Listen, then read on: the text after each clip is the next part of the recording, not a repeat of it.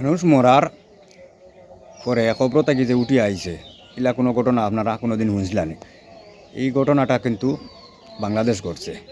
Actually পুরা ভিডিওটা আপনারা যদি দেখে যান তে বুঝবাইবা জিনিসটা।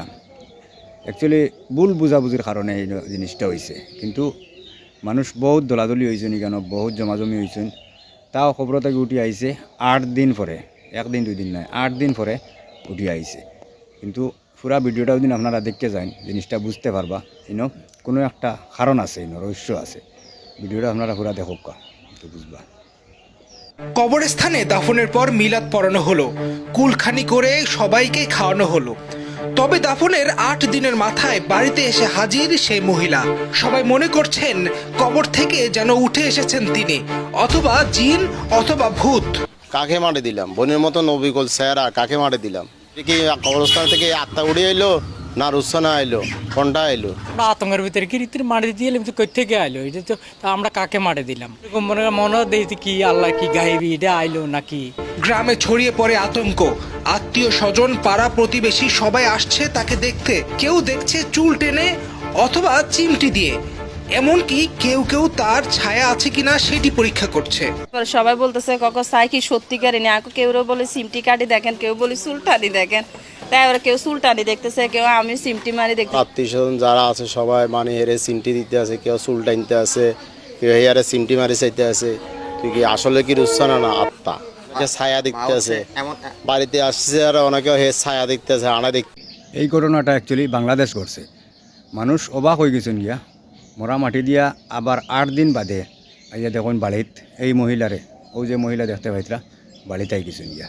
মানুষ অবাক হয়ে গেছেন গিয়া, কেউ কখন ভূত আই গেছে নি, কেউ কখন মানে আত্মা আই গেল নি, কেউ কয় কুন্টা মারি দেখো, কেউ কয় চুলটানিয়া দেখো। এরকম করতে করতে পুরা মানুষ একদম দলাদলি জমাজমি হয়ে গেছেন গিয়া।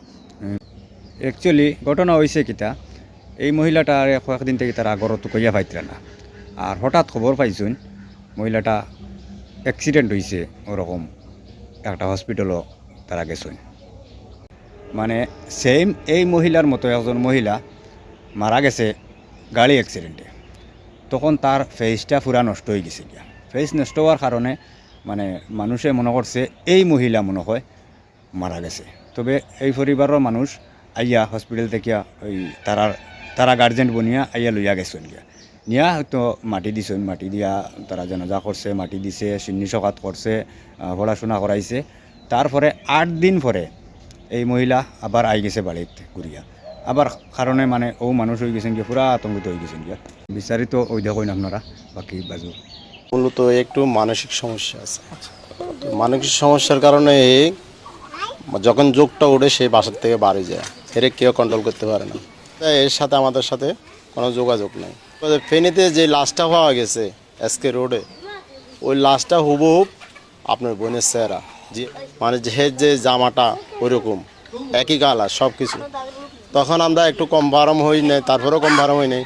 আমি রাতে 2টা বাজে আপনার সদর হাসপাতালে মর্গে যাই, বডি তো নষ্ট হয়ে গেছে, শুধু ফেসটা চিনে যায়, আর কিছু তার আইডেন্টিফাই করবে কোনো ইয়া নেই।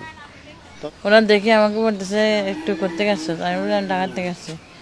করতে করে তো আমি মারি ফেলছি, আমি তোমার 4 দিন দেখাই ফেলছি। এই কথা যখন বলছে তখন আমি তো অবাক। আমি বলি কি আমার 4 দিন দেখালে আমি এখানে কেন, কার লাশ আনি মারি দিচ্ছে।